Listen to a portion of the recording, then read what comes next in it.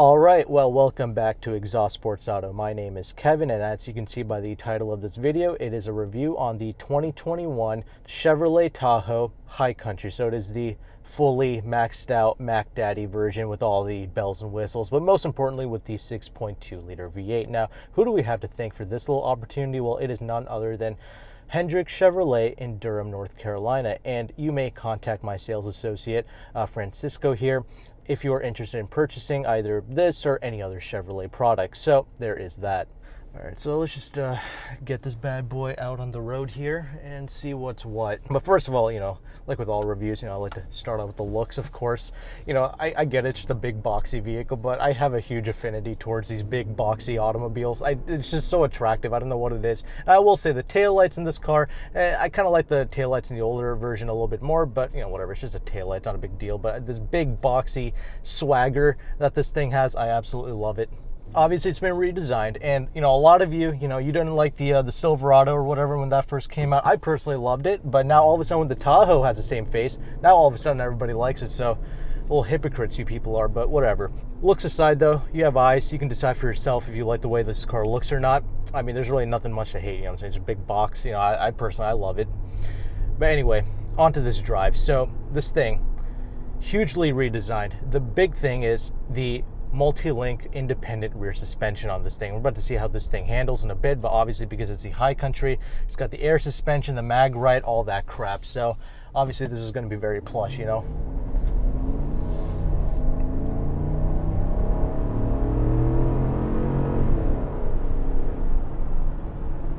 Effortless thrust, of course, because it's like 420 horsepower and 460 pounds-feet of torque. Now, there are a couple different engine options with this vehicle. The standard engine is that 5.3 liter V8, which I absolutely love. It's about 355 horsepower, I believe, and about 383 pounds-feet of torque. That's going to be fine. The most important thing, the reason why I love Chevrolet is because at least they're doing this V8 thing. You know what I'm saying? At least they didn't go to some turbo 6-cylinder nonsense. You know what I'm saying? It's a real 8-cylinder vehicle, and that's kind of why I want to check out this vehicle. And I get it. It's very expensive. It's like damn near pushing 80 racks, but hear me out on this one. I tried to spec one out online, and it came out to be like a regular 5.3 liter. It was about 65 grand, with some nice options, 20-inch wheels, all that stuff. But you can't get the 6.2 liter in any of the other options. You have to go up to this trim, not even the Z51 or whatever, but they might fix that later at 2022, whatever. But as of right now, this is the only trim where you can get this motor. And 420 horsepower to move this thing, which weighs about 5,800 pounds, which honestly is not that bad for everything that this is. You know what I'm saying? Obviously, they kind of made the wheelbase a little bit more extended, so it's going to give you a little bit more of a better highway stability, if you will, because it's about 210 inches long, which honestly, that's not absolutely obscene. You know what I'm saying? I just drove a S-Class Mercedes, and that was about 206 inches long, so it's like slightly larger than some of the full-size luxury cars. So not too bad. Now, does this feel gargantuan to drive out on the road? I'm not going to lie, yes. It's quite, you do sit up high, and it is quite wide. Can you get used to it? Absolutely. It's not an issue. I mean, people drive U-Hauls and other nonsense on the road. It's not a big deal. Dump trucks. This is like a, Mini Cooper compared to that. So, no, you shouldn't have any issues with this. And that's the other thing, because of the size, because of the mass, because it's like damn near 6,000 pounds, it's about the safest thing on the road, essentially. So that's another thing that people don't really understand. But whipping this thing around, it can really bend a corner pretty well. And you know what? It handles its mass and its size really quite well. It actually has a pretty damn good chassis on this thing. So I'm surprised when you get on the brakes, which this thing, the stopping power is, it's pretty good for what this thing is, but none of it really translates to the occupants, which is great. Like when you accelerate, when you get on the brake pedal, like the body is always kind of neutral, which I really like. And, the steering feels pretty good for what this is. It's pretty effortless because, electric steering rack, all that good stuff. But of course, with the suspension being the air ride, all that good stuff, dude, this thing just soaks up all the bumps. Like, you can do hella miles in this thing. And that's the other thing, these things have insanely good residual values because, used car dealerships, they love to sell these things because they hold such good resale value. They're very desirable. Everybody wants one. You look like a pimp, and you look like you have a bag of money, but it's not super pretentious like the other, Benzes and BMWs and stuff like that. It's still a Chevy, which is good. I like that. But you don't look like a complete douchebag, which is the good thing. Or you might, I don't know. This is a pretty iconic vehicle. Everybody kind of knows what this thing is. Some people know how much this thing costs. It is an expensive vehicle. This thing starts at close to 60 grand. So there is that. But yes, with the mag ride, with the suspension, with the independent rear. Another good thing about the independent rear is that the rear occupants, it's going to really ride well on the back as well. So this has nothing to do with anything, but I was in a Sienna, all right? 2020 Sienna, and the front rode really well, but the back was kind of jittery. Well, this, because of the real suspension that it has, a multi-link rear suspension in the back, independent, especially those with the air ride, it rides, it's going to ride really well in the back. So rear passengers, it's going to be fantastic. Getting on the brakes, it definitely requires a little bit more travel in the brake pedal. You would expect that because of the weight figure, but it's about the only thing I can really detect with this thing. Otherwise, it's actually pretty damn quiet in here. No real issues with that. It's actually very quiet, to be honest with you. It doesn't have double pane glass or anything like that, but they did a really good job in refining this thing, and that's the most important thing that matters to me in a vehicle like this. I'm saying? The big baller looks, all that good stuff. Now, I will say, some other drawbacks, like you just saw there, it's got the auto stop start, which you can turn off, so it's not a big deal, but it does have the cylinder deactivation crap, so you have to be worried about that.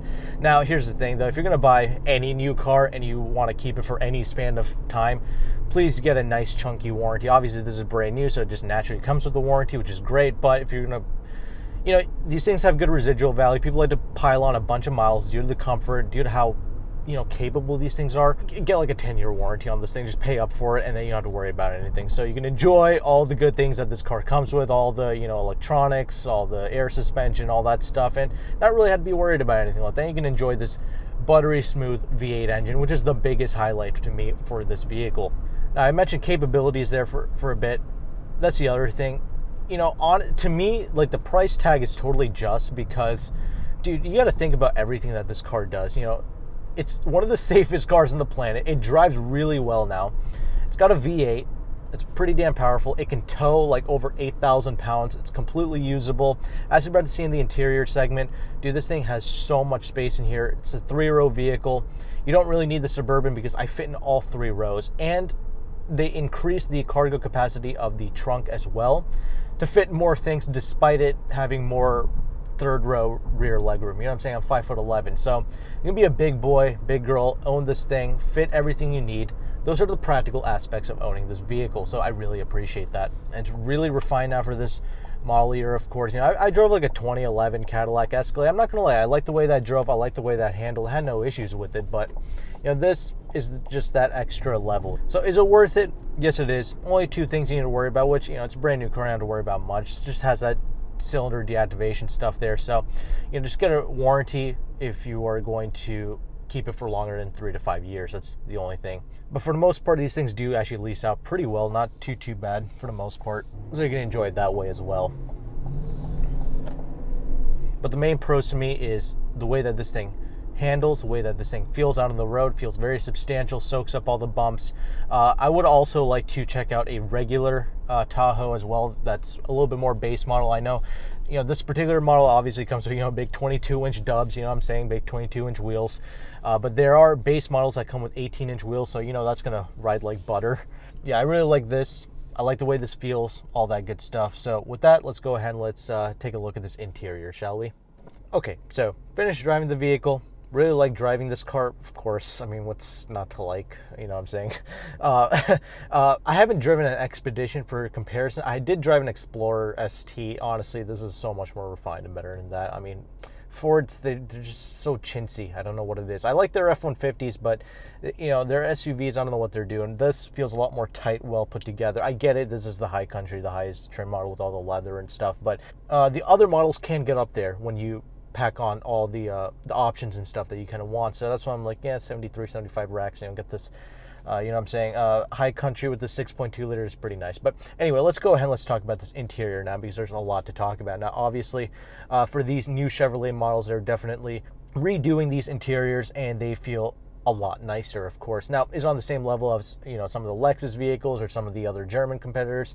Not quite, but it still has a nice kind of rugged kind of but at the same time refined feel to it that I really like. This is trillions of miles ahead of anything that they were doing in the past. This infotainment is actually pretty decent. This whole interior color scheme and all that stuff, I like it a lot. This whole brown leather thing, it feels pretty good, feels very plush in here. Everything works, everything's functional. So let's get started. So you got automatic one-touch windows for just the front two windows here, not the rears, which is kind of unfortunate, but it is what it is. But you have a lot of adjustability and everything. Mirror controls are good. Now, the A-pillars, the big side view mirrors, the side view mirrors definitely help you see out of this vehicle, so I do like that. However, it does kind of create a bit of a blind spot, but not too bad. You can get used to it. It's not a big deal. The mirrors do a great job. Adjustability is good, all that good stuff. The doors are not super huge, so it makes getting in and out of this thing very easy. I do like that. You do have the kind of step-in ladder thing that kind of pops out. So as a whole, very easy to get in and out of this car. It's anybody getting in here, old, young, whatever. It's not even remotely an issue, so there is that. They didn't overdo it with the chrome, just a little bit here and there. It's not too bad, kind of tasteful. I don't mind it too much. But yeah, a lot of this stuff is kind of leather padded, which I really appreciate. These seats, of course, extremely comfortable. They always, pretty much all the manufacturers nowadays have very comfy seats, so I'm not really too worried about that. And these are probably going to age really well, actually, so I do like that. This steering wheel, it's not too large. It's actually kind of the perfect size. I really do like that. There's not a whole lot going on here, kind of bland looking. It's kind of a black steering wheel, but it's very nice. It's got some nice little steering wheel controls on it. It's practical, easy to use. There's no paddle shifters or anything like that. None of that crap. It's just a very nice, practical 10-speed automatic. I didn't even talk about the 10-speed because it's actually really damn good, actually. Even when I floor it, all that good stuff, it actually reacts pretty well, actually. It's pretty seamless. You don't have to worry about much. Got this kind of a wood texture going around here. Nice little materials, I guess. It's very simplistic, and everything's easy to get used to. Everything is functional, easy to get to. That's what I really like. Let's talk about this climate control here. I love how they've done the climate control. Very simple, easy to access. It shows you your temperature. I love it. It's very similar to the Jaguars and stuff like that, like the Range Rovers. I really do like that. Very simple. It's completely separated from the screen, which is the best part about it. Very smart, very intelligent. You got the heated, cooled seats, of course, all that good stuff. Dude, this air conditioning, this is one hell of an air conditioning system, bro. This is, it really blows the coldest air at you possible. Even at the lowest setting, dude, it's quite something. But anyway, you got this electric parking brake. You just kind of press into that. I really like the gear selection here. If you're going to do an electric gear selecting thing, this is kind of the best way to do it, kind of buttons. But instead of buttons, you kind of pull on it. So I like it. It's very easy. It's right here, easy to get to. Not even, not even remotely an issue. Infotainment is phenomenal. I really like this. The new C8 Corvette, a lot of the new GM products are using this screen now. It is fantastic. Very easy to use. The Apple CarPlay, Android Auto, all that crap is in here as well. So you have that. Touchscreen is actually pretty decent to respond as well. So very easy to get used to. Good little system here. I do like that. You have cameras galore, all kinds of cameras. You can see every little angle and crevice of this thing. So if you don't know how to drive, well, there you go. This thing will, it's very good, very easy to use. So I like that. Speaking of cameras, it has that mirror that's kind of like a camera, so you just kind of flip it and it just shows you a clear, like a very high definition view of what's going on in the back. I wasn't using it, but it's actually pretty damn good, actually. It's very nice, very clear, so it's good if you have like a trailer or something, I think. It's pretty practical for those reasons, or if you just have this thing filled to the brim with IKEA furniture, very easy to see out of. But yes, that's good, very good stuff. All kinds of, dude, that's the other thing. This car is very practical. It kind of does everything. You fill everything up with this thing. All kinds of cubby spaces, places to put your phone. You can charge it. You got the USBs, nice big cup holders. This center armrest thing here, very large, very cavernous. In certain models, like, you can make this thing slide in and out and all that stuff. It's pretty ridiculous, all the stuff that they kind of built in here. So you can put everything in here. You can actually take your whole house with you if you wanted to. Nice big panoramic roof, so you got that going on. Nice little cubby spaces here. Instead of doing a climate control vent here, they just put a little cubby space in there. I don't know what you're going to put in there, but I don't know. You can kind of stick your hand in there whenever you feel like it, I guess. But yeah, very cavernous amount of space. This, of course, has like the big Bose sound speaker system. Sounds fantastic. I have no issues with that. Nice big glove box. That's fantastic. Now, let's talk about more pressing matters, like those rear seats. So I can fit in every row of this vehicle.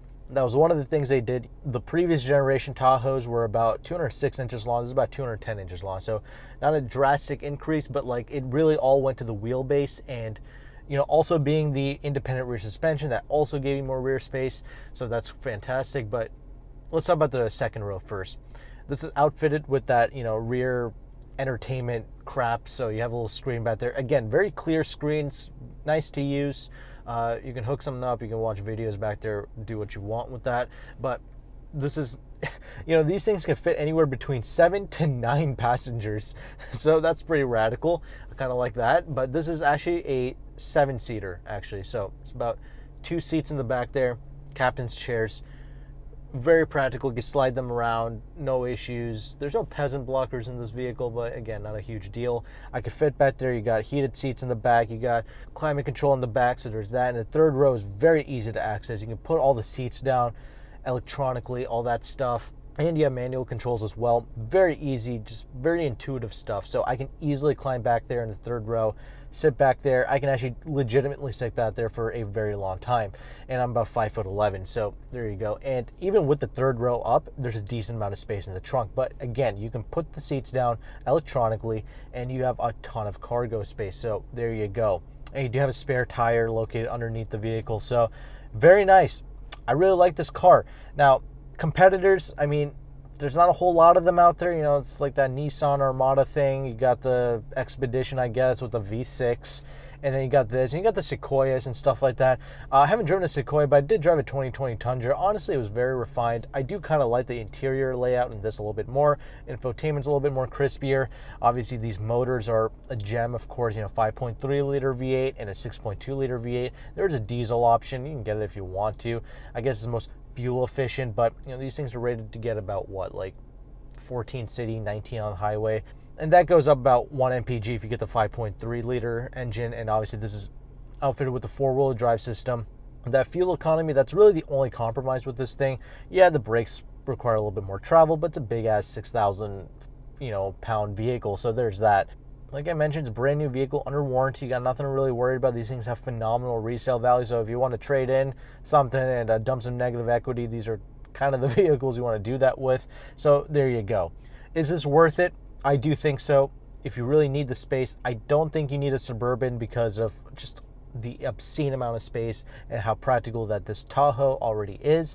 Only thing with a Suburban is, if you have kids, I guess a lot of kids, and you put them in the third row, or you have to put them in the third row, the extension of the Suburban will, God forbid you ever get rear-ended, there's a little bit more of a space there, but honestly, this is big enough, this is safe enough, this is good enough. If I was in the market, I'd probably go with this. Again, it's not as pretentious as some of the other luxury cars, because it still has a Chevy badge on it, so I really appreciate that. It drives smooth, it drives silky smooth. It actually almost reminds me more of a Lincoln Aviator, but in a different way, actually. That had a more lightweight feel to it, but this is a little bit more of a heavy duty. I really like this a lot. So if you have experience with this vehicle, or like if you have the previous generation and you've driven this vehicle, leave your thoughts down in the comment section below. If you're an owner, I would like to hear your thoughts.